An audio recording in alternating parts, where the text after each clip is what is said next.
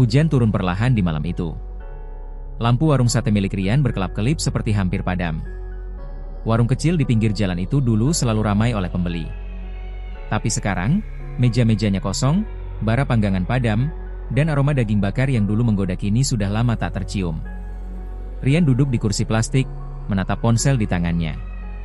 Matanya merah, wajahnya kusut, dan jari-jarinya gemetar setiap kali layar menampilkan angka-angka taruhan. Ia baru saja kalah lagi, kali ini 10 kali berturut-turut. Uang yang tersisa hanya beberapa puluh ribu, cukup untuk beli nasi dan rokok sampai besok. Ia mengusap wajahnya keras-keras. Sial, gumamnya pelan. Selalu kalah. Dulu, warung sate Rian terkenal di kampung. Setiap malam, suara orang memanggil namanya terdengar dari segala arah. Sate 5 tusuk, Yan. Tambah lontong 1. Uang datang begitu cepat, dan Rian merasa hidupnya sudah di atas angin. Sampai suatu malam, seorang pelanggan memperkenalkannya pada judi online. Coba, Yan. Cuma 1.000, tapi bisa dapat ratusan ribu. Awalnya iseng, lalu ketagihan. Dari 1.000 jadi 100.000, dari 100.000 jadi jutaan. Hingga akhirnya, semuanya habis. Motor dijual, tabungan habis, bahkan sebagian alat panggang digadai. Rian berjanji akan berhenti berkali-kali, tapi setiap kali kalah, ia selalu ingin balas. Ia yakin, sekali menang besar, semuanya bisa kembali. Namun keberuntungan tak pernah datang. Malam itu, seorang teman lama datang ke warungnya. Budi, rekan kerja Rian dulu sebelum ia buka warung sendiri. Ia datang dengan jas hujan, basah kuyup, tapi wajahnya tampak prihatin. Yan, katanya sambil duduk, kau masih main judi online? Rian tertawa kecut. Dikit, Bud. Namanya juga coba-coba. Coba-coba? Kau sadar gak, warungmu kosong gini? Kau buang semua hasil kerjamu cuma buat permainan. Aku tahu aku salah. Tapi udah telanjur, Bud. Budi menghela napas. Judi itu gak pernah kasih balik apa-apa. Dia cuma ngambil. Udahlah, jangan nasihatin. Aku capek. Budi memandang Rian lama sebelum berdiri. Kalau kau terusin, habis semuanya, Yan. Habis beneran. Ia lalu pergi, meninggalkan Rian sendirian di warung yang makin gelap. Petir menyambar jauh.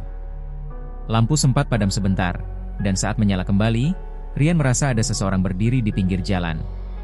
Sosok itu memakai jas hujan hitam panjang, kepalanya tertutup, wajahnya tak terlihat. Hujan menetes dari tubuhnya, menciptakan genangan kecil di bawah kakinya. Warung tutup, Pak, kata Rian, tanpa menoleh. Tapi sosok itu tak bergerak. Ia hanya berdiri diam di sana. Kau Rian, kan? Suaranya berat, serak, tapi tenang. Tukang sate yang dulu ramai pembeli? Rian menatapnya, bingung. Iya. Tapi siapa Bapak?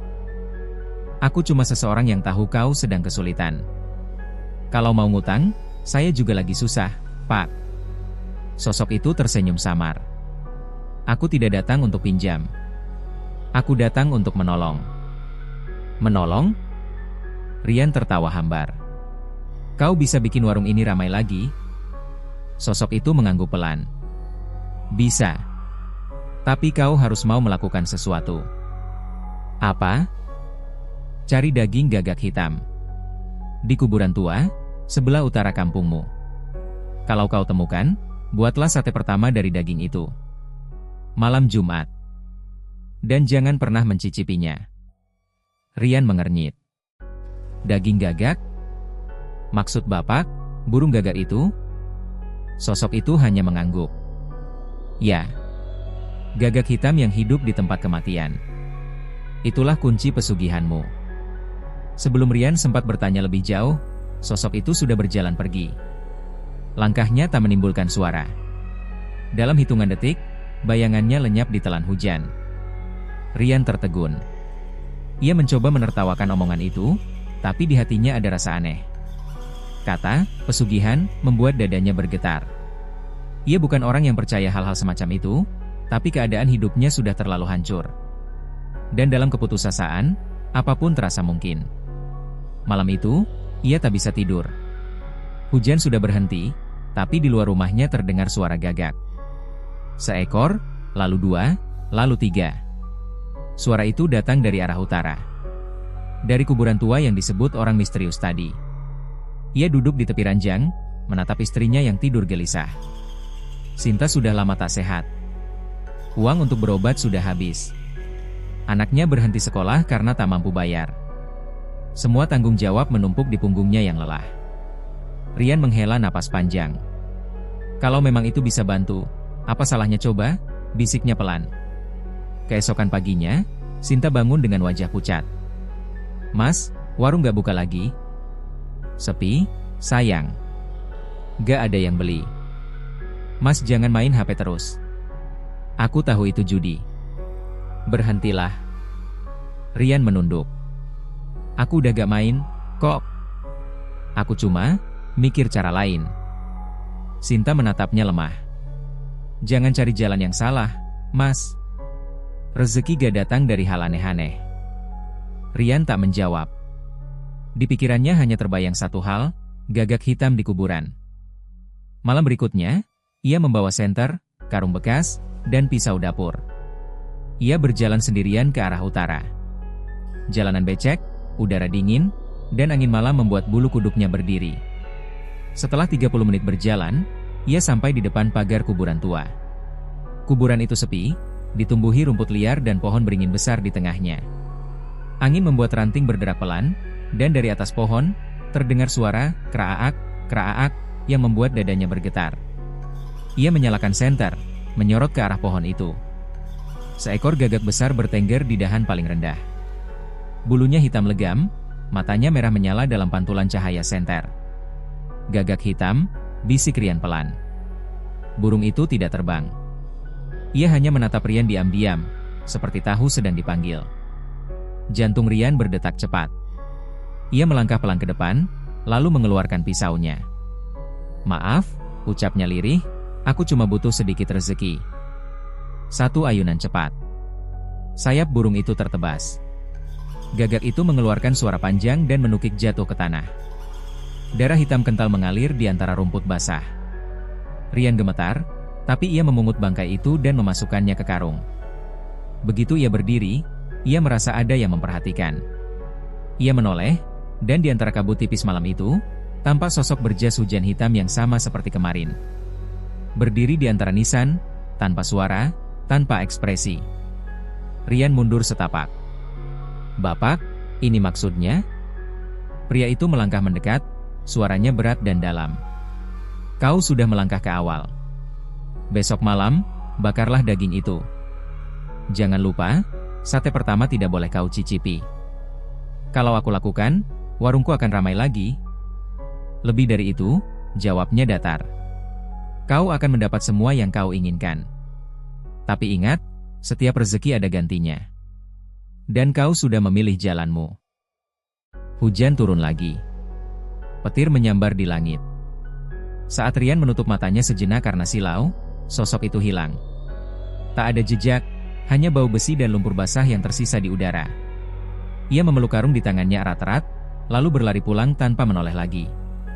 Suara gagak bersahutan di langit, seolah mengejek langkahnya. Malam itu, Rian meletakkan karung berisi bangkai gagak di dapur. Ia menatapnya lama, lalu menutupi dengan kain. Hatinya campur aduk antara takut dan penasaran. Di luar, angin berhembus kencang, dan dari atap rumahnya, terdengar suara kraak, satu kali, keras, tajam, dan dingin. Rian memejamkan mata. Besok malam, bisiknya pelan. Besok malam aku bakar sate ini. Ia tak tahu, langkah kecil itu baru saja membuka pintu menuju sesuatu yang tak akan pernah bisa ia tutup lagi. Pagi itu, udara terasa pengap di rumah Rian. Bau anyir samar-samar keluar dari dapur, tempat karung berisi bangkai gagak disembunyikan semalam. Istrinya, Sinta, bertanya-tanya dari mana bau itu berasal. Tapi Rian hanya menjawab singkat. Mungkin tikus mati, katanya. Sinta percaya saja.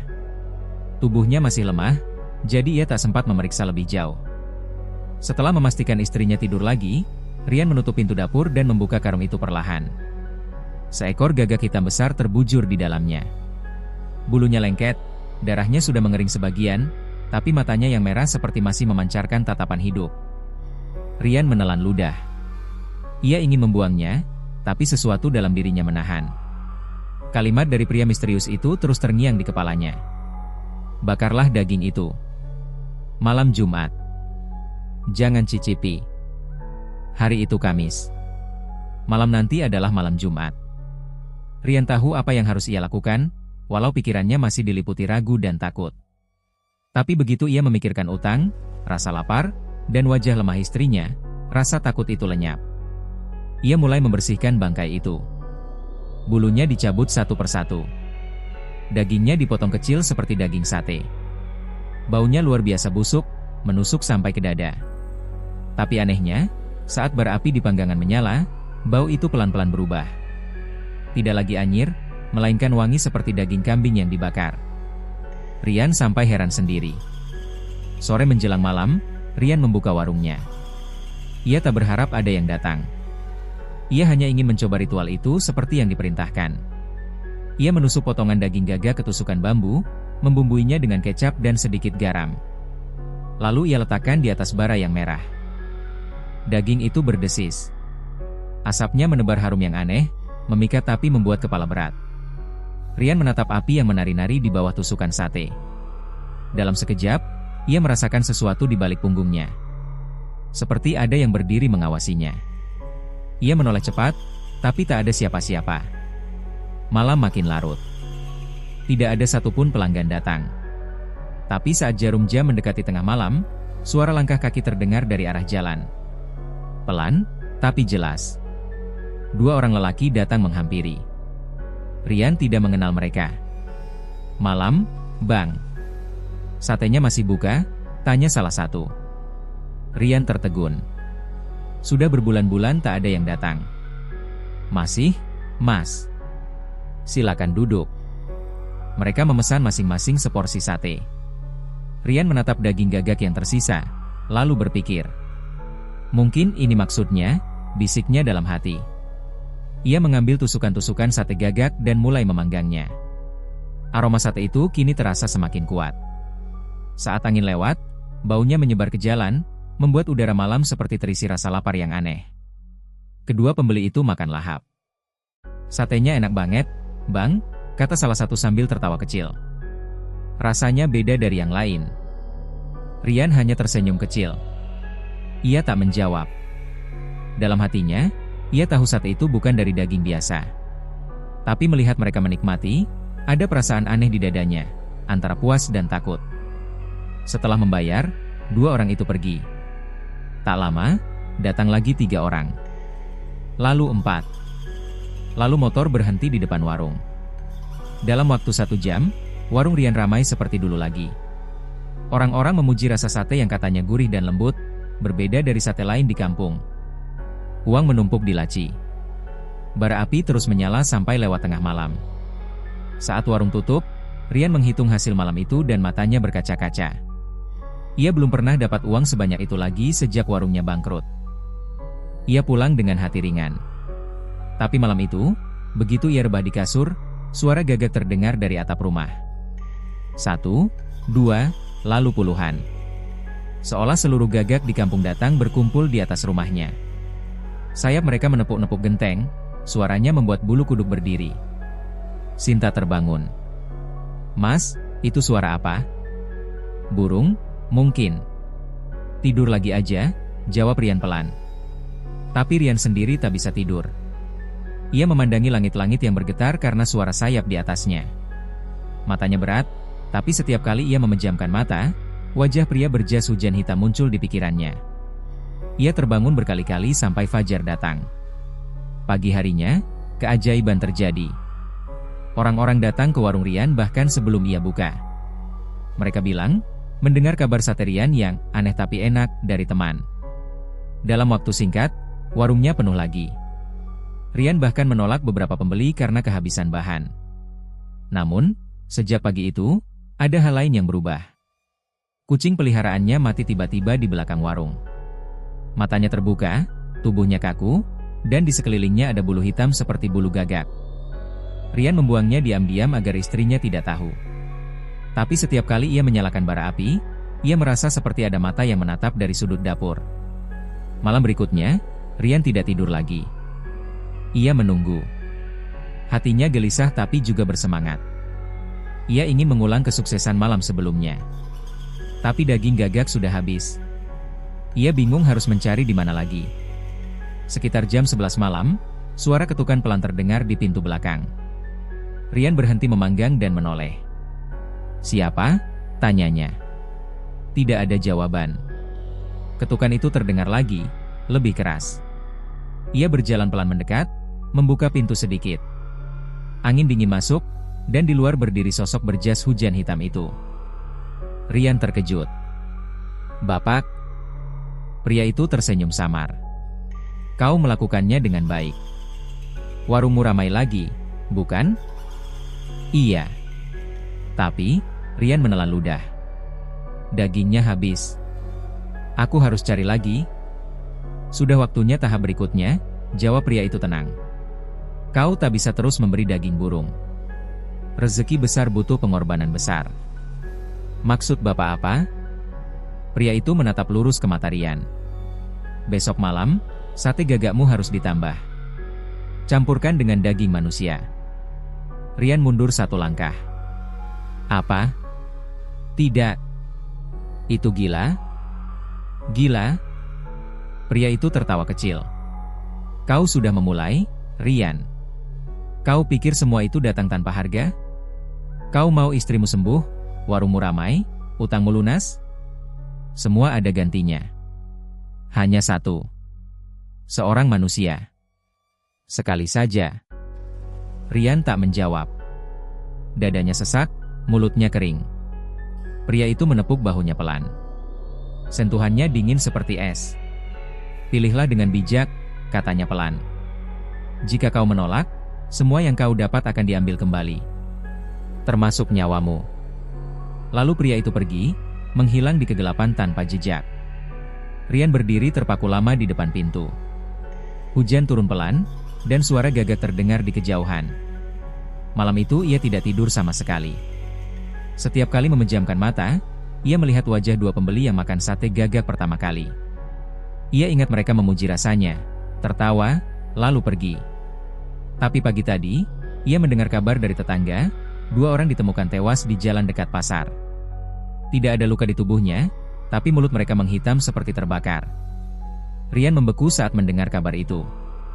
Ia tahu siapa mereka. 2 orang pertama yang makan sate gagaknya. Tangannya bergetar hebat. Ia ingin menjerit, tapi suaranya tak keluar. Dunia di sekitarnya terasa berat, seolah udara menekan dari segala arah. Ia menatap bara api di panggangan. Bara itu tampak lebih merah dari biasanya. Setiap kali ia mendekat, terdengar suara kecil dari bara itu, seperti bisikan. "Teruskan. Jangan berhenti. Lebih banyak." Rian menutup telinganya. Tapi suara itu tetap ada di kepalanya. Sore berikutnya, ia duduk di depan warung tanpa membuka pintu. Orang-orang lewat, memanggil namanya, tapi ia tak menjawab. Sinta keluar, memegang bahunya. "Mas, kenapa? Banyak yang mau beli." Rian menatap istrinya lama. Wajah Sinta pucat, matanya cekung. Ia teringat kata-kata pria itu. "Campurkan dengan daging manusia." Ia menatap lekat-lekat leher istrinya yang lemah, lalu menggeleng cepat. "Tidak. Aku gak segila itu," bisiknya dalam hati. Malam itu, Rian mencoba berdoa. Tapi setiap kali membaca doa, lidahnya terasa berat, seperti ada yang menahan. Di luar, gagak-gagak kembali berdatangan. Suara sayap mereka terdengar sampai ke dalam rumah. Dari jendela dapur, Rian melihat ratusan gagak bertengger di pohon depan rumahnya. Semua menatap ke arah dapurnya. Ia gemetar, mematikan lampu, lalu bersembunyi di sudut ruangan. Tapi saat tengah malam tiba, ia mendengar suara pintu belakang terbuka sendiri. Dari dalam gelap, suara langkah pelan terdengar masuk. Langkah itu berhenti tepat di dapur, di depan panggangan yang masih berisi bara sisa semalam. Lalu suara itu berbicara pelan. "Sudah waktunya, Rian. Rian menahan napas. Ia mengenali suara itu. Suara pria berjas hujan hitam. Tapi kali ini lebih berat, seperti keluar dari dalam bumi. Rian menutup matanya rapat-rapat. Ia tak berani melihat. Tapi begitu ia membukanya lagi, panggangan sudah menyala sendiri. Bara merah berkobar, dan di atasnya, seekor gagak hitam terbakar hidup-hidup, menjerit panjang. Asap hitam tebal memenuhi dapur, dan di dalam asap itu, Rian melihat bayangan wajahnya sendiri, tersenyum dengan mata hitam kosong. Ia menjerit. Tapi suaranya tertelan dalam asap. Ketika asap itu hilang, semua kembali sunyi. Bara padam, dan gagak yang terbakar sudah tak ada. Hanya sisa bulu hitam menempel di arang, seperti bekas ritual yang tak boleh dilihat manusia. Rian terdiam lama di dapur. Air matanya menetes tanpa sadar. Ia tahu satu hal, tak ada jalan kembali. Dan malam itu, sebelum tidur, ia berbisik pada dirinya sendiri. Besok, aku akan cari korban. Malam berikutnya datang lebih cepat dari yang Rian harapkan. Langit gelap tanpa bintang, angin dingin menusuk tulang. Sejak pagi ia tak berbicara pada siapapun. Ia duduk di kursi warung yang sudah lama tak dibersihkan, menatap bara arang yang mati, dan menunggu sesuatu yang bahkan ia sendiri tak tahu. Suara langkah istrinya memecah sunyi. "Mas, kamu kenapa? 3 hari ini kamu kayak bukan diri kamu." Rian tak menjawab. Ia menatap wajah Sinta dengan pandangan kosong. Dalam pikirannya, suara pria berjas hitam terus berputar. Seorang manusia. Sekali saja. Kalimat itu menggaung seperti kutukan. Ia ingin melupakan, tapi tubuhnya tak bisa. Setiap kali ia menatap siapapun, selalu muncul bayangan sate, bara, dan aroma daging terbakar. "Mas." Sinta menyentuh bahunya lembut. Rian tersentak. "Aku cuma capek." "Udah, kamu istirahat aja." Sinta menatapnya lama sebelum akhirnya pergi ke kamar. Begitu pintu kamar tertutup, Rian memegangi kepalanya yang berdenyut. Bayangan 2 pembeli yang mati, gagak terbakar, dan mata merah dari pria misterius itu menari di benaknya. Ia tahu apa yang harus ia lakukan malam ini. Tapi ia tidak ingin melakukannya. Sampai akhirnya, seseorang datang. Sekitar pukul 9 malam, motor tua berhenti di depan warung. Seorang pria tua turun, wajahnya kurus, tubuhnya dibalut jaket lusuh. "Bang Rian? Dengar-dengar sate abang udah buka lagi, ya?" Rian menatapnya. Ia kenal. Itu Pak Jono, tukang kredit yang dulu sering menagihnya dengan kasar. Rian diam saja. "Aku lapar, Bang. Boleh pesan 5 tusuk aja?" Suara itu seperti perintah dari langit. Rian tak menjawab, hanya berdiri dan menyalakan panggangan. Bara menyala merah, seperti tahu apa yang akan terjadi. Tangannya gemetar saat menusuk potongan daging ayam ke bambu. Tapi di atas meja, karung hitam itu masih ada, karung yang dulu berisi bangkai gagak. Sekarang di dalamnya kosong, tapi setiap kali ia mendekat, ia bisa mendengar bunyi kerak-kerak dari dalam karung itu. Rian memejamkan mata. "Jangan," bisiknya. Tapi suara itu makin keras. "Masih lapar, Rian?" Ia membuka mata, dan saat itu juga, ia melihat seekor gagak hitam besar keluar dari karung. Tubuhnya gosong, sayapnya sobek, tapi matanya merah menyala. Gagak itu berdiri di atas meja, menatap Rian tanpa suara. Pak Jono tidak melihat apapun. "Bang, lama banget satenya?" Rian gemetar. Gagak itu menunduk, paruhnya terbuka, dan suara pria berjas hitam keluar dari mulutnya. "Sekarang atau mati, Rian." Tubuh Rian seperti kehilangan kendali. Tangannya mengambil pisau dapur. Napasnya berat, matanya berair. Ia berbalik ke arah Pak Jono yang sedang duduk santai sambil menatap ponsel. Dalam satu kedipan, semuanya hitam. Ketika Rian sadar lagi, ia berdiri di depan panggangan. Bara api menyala terang, dan di atasnya, 5 tusuk sate meneteskan lemak yang berbau harum aneh. Di tanah, ada noda gelap yang mengalir pelan ke bawah. Rian tak sanggup menatap. Ia tahu apa yang baru terjadi. Tapi di tengah rasa ngeri, ada sesuatu yang lain muncul di dadanya. Rasa puas, seperti lapar yang akhirnya kenyang. Sudah selesai, bisiknya pada dirinya sendiri. Ia meletakkan sate di piring, lalu duduk diam di kursi. Nah, ia meletakkan sate di piring, lalu duduk diam di kursi. MUN, belum sempat ia menenangkan diri, suara langkah berat datang dari arah belakang warung. Pria berjas hujan hitam itu muncul lagi, kali ini tanpa suara angin, tanpa bau apapun. Hanya muncul, begitu saja. "Bagus, Rian," katanya tenang. "Sekarang perjanjian kita sah." Rian menatapnya dengan mata kosong. "Apa maksudmu sah?" Pria itu tersenyum. "Mulai malam ini, warungmu tak akan sepi lagi. Orang-orang akan terus datang. Mereka akan makan sate gagakmu, dan setiap gigitan akan memperkuat ikatanmu denganku." Rian menelan ludah. "Aku gak mau lagi. Aku udah salah." Pria itu tertawa pelan, lalu melangkah ke arahnya. "Tidak ada kata, sudah, di dunia ini, Rian. Kau sudah memberi darah. Sekarang darah itu milikku." Rian mundur. "Aku gak butuh rezeki kayak gini." Pria itu berhenti di depan panggangan. Ia menatap bara api yang berkobar, lalu mengulurkan tangannya. Bara itu tiba-tiba padam, berubah menjadi abu dingin. "Kalau begitu, bersiaplah kehilangan semuanya." Rian membeku. Suara gagak terdengar lagi, kali ini dari luar warung. Ribuan, memenuhi langit. Mereka berputar-putar di atas warung Rian, menukik rendah, sayapnya menimbulkan suara seperti badai. Tiba-tiba, lampu warung padam. Dunia menjadi gelap total. Hanya suara api, gagak, dan napas Rian yang tersengal. Dalam kegelapan itu, suara pria misterius bergema lagi.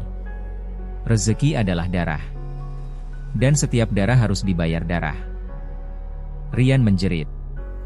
Tapi suaranya tenggelam oleh suara ribuan gagak.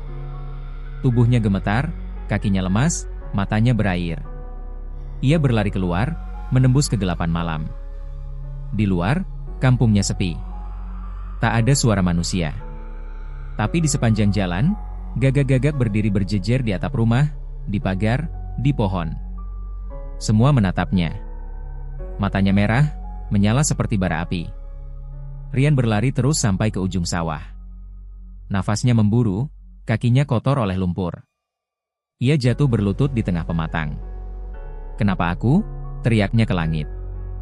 "Kenapa aku harus ngalamin ini?" Tak ada jawaban. Hanya suara angin dan pekikan gagak di kejauhan. Namun, di tengah sawah itu, tiba-tiba muncul seseorang, sosok samar, wajahnya kabur seperti bayangan di kabut. Tapi tubuhnya mengenakan pakaian yang sama seperti pria berjas hujan hitam. "Karena kau memanggilku sendiri, Rian," suaranya berat dan datar. "Kau yang datang padaku malam itu, ingat?" Rian menggeleng. "Aku gak pernah." "Tapi kau berdoa, bukan? Kau berdoa agar semua utangmu lunas, agar warungmu ramai, agar istrimu sembuh." Pria itu mendekat. "Dan aku hanya memenuhi doa itu. Dengan harga yang pantas." "Pergi!" Rian berteriak. "Aku gak mau lagi." Pria itu tertawa, tapi tawanya berubah menjadi suara ratusan gagak. Sayap hitam berkibar di sekeliling Rian, membuat pandangannya gelap. Ia mencoba berlari, tapi tanah sawah berubah jadi lumpur yang menelan kakinya. Dari dalam lumpur itu, tangan-tangan hitam muncul, menarik tubuhnya perlahan ke bawah. Rian menjerit sekencang-kencangnya. "Tidak! Lepaskan aku!" Namun semakin ia meronta, semakin dalam ia tenggelam. Suara gagak makin keras, sampai akhirnya ia tidak bisa mendengar apa-apa lagi selain detak jantungnya sendiri. Ketika semuanya hening, lumpur itu berhenti bergerak. Rian terengah, separuh tubuhnya sudah tertanam di tanah. Lalu tiba-tiba, dari balik gelap, pria berjas hujan itu mengulurkan tangan. "Masih ada cara," katanya. Rian memandangnya, putus asa. "Apa yang harus kulakukan?" "Beri aku jiwamu sepenuhnya. Jangan melawan lagi. Maka kau akan hidup makmur selamanya." Rian menatap tangan itu. Dingin, tapi menggoda. Ia tahu jika menolak, ia akan mati di situ juga. Tapi jika menerima, berarti ia menyerahkan segalanya. Matanya menatap langit yang hitam. Ia teringat wajah Sinta, istrinya, yang selalu percaya bahwa doa bisa mengubah nasib. "Maaf, Sin," bisiknya pelan. Ia mengulurkan tangan, menggenggam tangan pria itu. Saat itu juga, tanah berhenti menelan tubuhnya. Langit berubah merah. Ribuan gagak berterbangan ke segala arah. Dan di antara suara sayap yang bergemuruh, Rian merasakan panas luar biasa menjalar dari tangannya ke seluruh tubuh.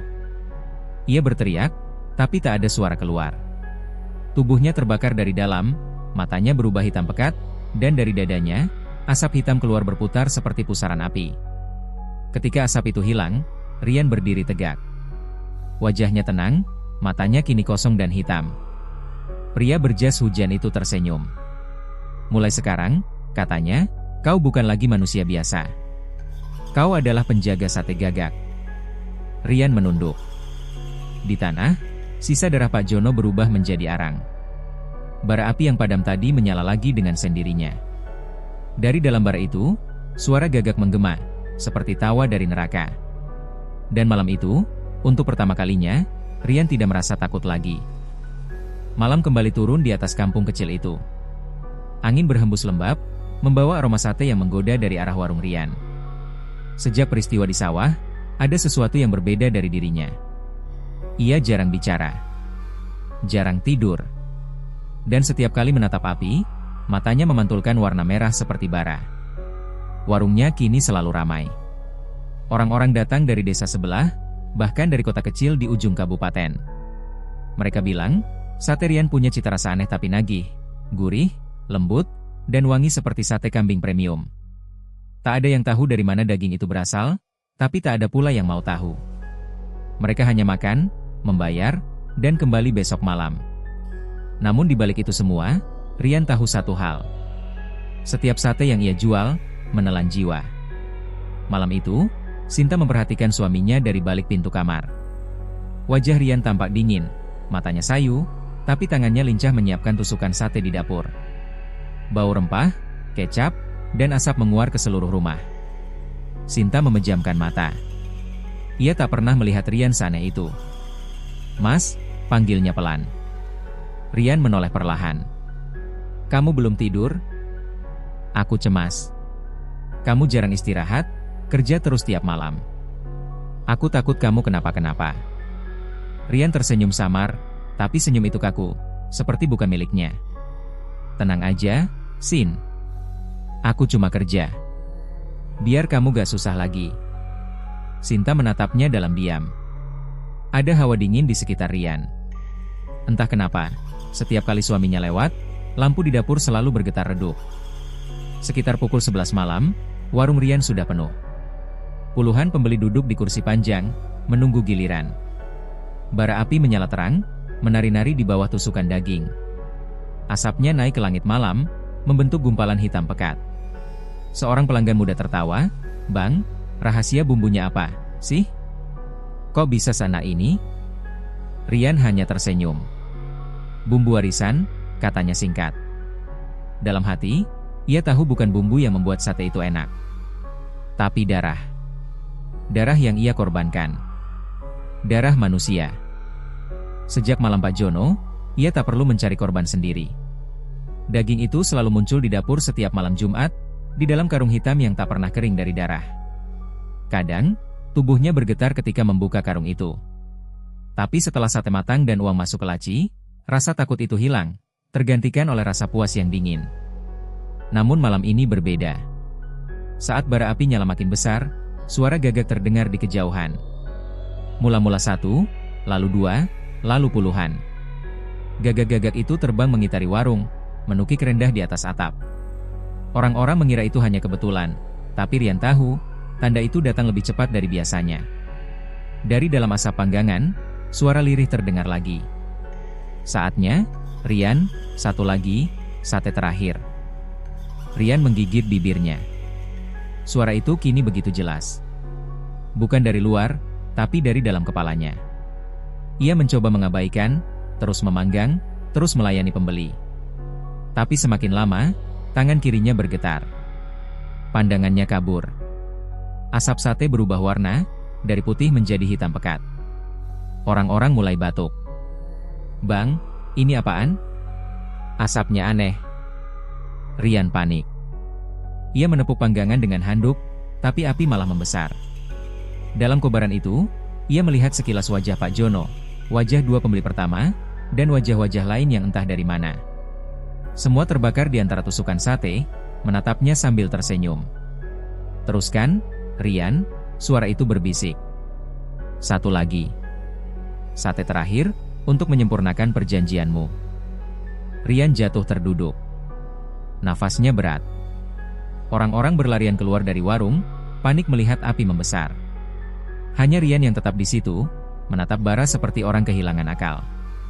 Pagi harinya, kabar warung Rian terbakar menyebar ke seluruh desa.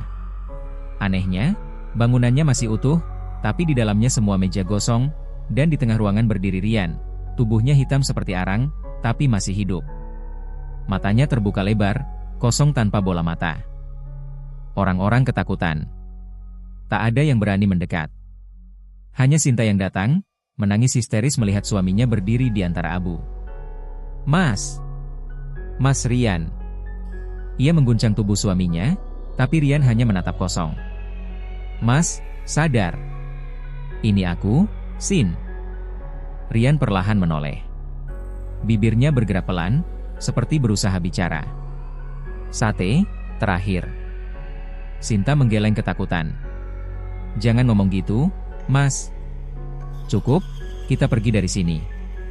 Tapi tangan Rian terangkat, menunjuk ke arah belakang warung. Sinta mengikuti arah itu, dan melihat karung hitam besar yang sudah sobek di ujung dapur. Di sekelilingnya, tanah berlumur darah segar. Sinta berlari mendekat, membuka karung itu. Ia menjerit. Di dalamnya, ada sesuatu yang menyerupai tubuh manusia, tapi sudah tidak utuh. Potongan tangan, kaki, dan daging yang masih hangat. Rian menatapnya dengan senyum aneh. "Itu sate terakhir." Sinta mundur, tubuhnya gemetar hebat. "Kamu udah gila, Mas?" Namun sebelum ia sempat lari, suara berat menggema dari arah dapur. "Belum selesai, Rian." Pria berjas hujan hitam itu muncul dari kegelapan. Wajahnya sama, tapi kali ini lebih jelas, matanya bukan mata manusia, melainkan dua lubang hitam yang berputar seperti pusaran angin. "Perjanjian kita hampir sempurna," katanya. "Tapi ada satu yang belum kau bayar." Rian menunduk. "Aku udah kasih semuanya. Aku udah bunuh orang, aku udah ikuti perintahmu." Pria itu tersenyum tipis. "Tapi rezeki terbesarmu berasal dari siapa?" Rian menatap istrinya. Nafasnya tercekat. Jangan dia. "Setiap pesugihan butuh pengorbanan paling berharga," bisik pria itu. "Dan untukmu, itu adalah dia." Sinta terdiam. Air matanya jatuh. Ia menggeleng pelan. "Mas, tolong jangan." Rian menatapnya lama, matanya bergetar. "Aku gak bisa, Sin, aku gak sanggup." Pria itu melangkah mendekat, menatap keduanya dengan senyum dingin. "Kalau begitu, semuanya akan berakhir. Rezekimu, jiwamu, hidupmu. Kau akan kembali jadi debu seperti sate yang gosong." Rian menunduk. Dalam dadanya, suara gagak mulai terdengar lagi, memanggil-manggil. "Lakukan, sate terakhir." Sinta meraih tangan suaminya. "Mas, dengarkan aku. Kita bisa kabur, kita bisa mulai dari awal." Tapi Rian tak menjawab. Ia memejamkan mata, dan air mata hitam menetes dari ujung matanya. "Maaf, Sin, semua ini udah telat." Ia meraih pisau dapur. Suara logamnya bergema di udara yang hening. Sinta berteriak, mencoba kabur, tapi pintu dapur menutup sendiri dengan hentakan keras. Dari langit-langit, puluhan gagak jatuh satu persatu, berterbangan di dalam ruangan seperti badai. Rian menangis, tapi tangannya bergerak sendiri. Seolah ada kekuatan lain yang mengendalikannya. Pisau itu terangkat perlahan, dan suara pria berjas hitam terdengar tepat di telinganya. "Satu tusukan terakhir, untuk rezeki abadi." Sinta menjerit, tapi jeritannya tertelan suara sayap gagak. Pisau itu menembus dada. Darah menyembur di lantai. Dunia seolah berhenti sejenak. Semua gagak berhenti terbang, lalu dia menatap mereka. Rian jatuh berlutut, memeluk tubuh istrinya yang dingin. Ia menjerit, tapi tak ada suara keluar. Air matanya berubah jadi darah hitam yang menetes ke lantai. Pria berjas hujan itu mendekat, menepuk pundaknya pelan. Bagus. Sekarang perjanjianmu lengkap. Tubuh Sinta perlahan memudar, berubah menjadi asap hitam yang terserap ke bara api. Bara itu menyala merah menyilaukan, lalu meledak seperti napas neraka. Di antara cahaya itu, Rian merasakan sesuatu meresap ke tubuhnya, hangat, tapi juga menyakitkan. Lalu semuanya gelap. Pagi menjelang. Orang-orang menemukan warung Rian kosong. Tak ada api, tak ada daging, tak ada pelanggan. Hanya aroma sate yang samar, dan seekor gagak hitam yang bertengger di papan nama warung. Di bawahnya, ada tulisan baru yang tergores sendiri. Sate Gagak buka setiap malam Jumat. Dan di dapur belakang, di atas panggangan arang yang masih hangat, seseorang berdiri, tubuhnya gosong, tapi matanya menyala merah. Rian tersenyum, menatap piring-piring kosong yang berjejer di meja. Selamat datang, katanya pelan. Sate pertama malam ini sudah siap. Dari luar, suara Gagak menggema panjang, seakan menyambut awal dari sesuatu yang tak seharusnya hidup di dunia manusia. Malam itu, langit seolah terbakar. Awan hitam menumpuk seperti arang, menutupi cahaya bulan purnama yang merah darah. Di halaman belakang rumah, Rian berdiri gemetar di depan tungku satenya. Bara menyala dengan nyala biru aneh, bukan warna api biasa. Udara di sekitarnya berat, seperti ada sesuatu yang mengintai dari kegelapan. Sate Gagak terakhir sudah tersusun di atas panggangan, meneteskan darah pekat yang tak mau berhenti. Rian menatapnya dengan mata kosong. Tubuhnya lelah. Kepalanya berdenyut. Suaranya parau. Sudah cukup, aku udah ngelakuin semua yang lo mau, katanya pelan. Sekarang tolong, bebaskan aku. Tak ada jawaban. Hanya suara Gagak yang bersahutan dari pepohonan di belakang rumah. Kraa, kraa. Namun tak lama kemudian, udara berubah dingin. Asap hitam muncul dari bara api. Dari balik asap itu, sosok pria misterius yang dulu datang ke warungnya muncul lagi. Kali ini, wajahnya tampak jelas. Matanya merah menyala. Kulitnya seperti arang terbakar. Dan senyumnya, panjang, tak wajar. Belum selesai, Rian. Suaranya bergema. Dalam. Seperti berasal dari perut bumi. Rian mundur satu langkah. Aku udah nurut, aku udah kasih semuanya. Pria itu tertawa. Kau pikir pesugihan ini bisa berhenti semudah itu? Rian membeku.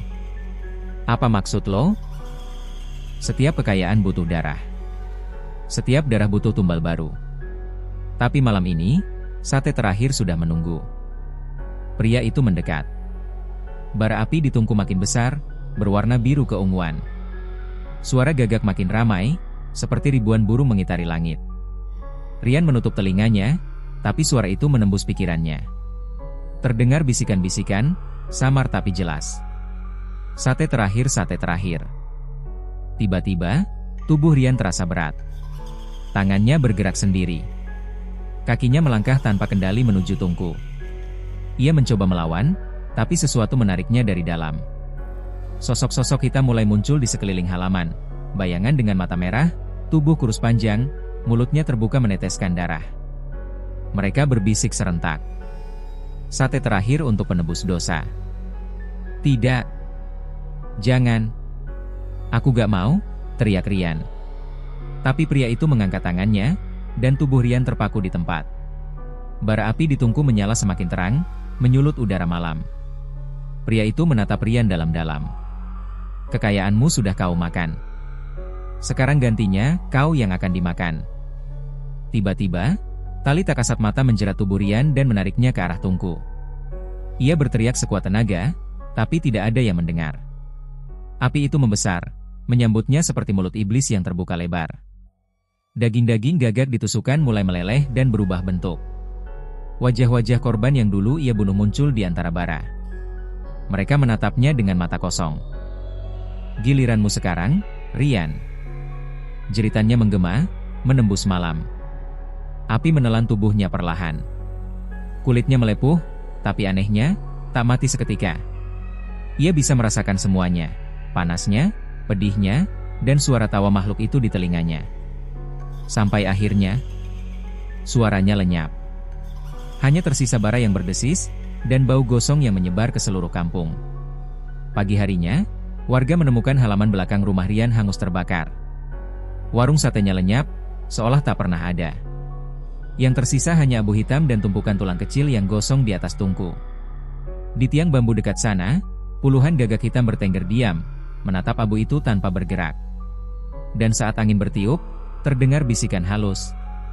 Sate gagak masih menunggu pembakar berikutnya. Suara itu hilang, bersatu dengan pekikan gagak di langit. Kraa, kraa, kraa.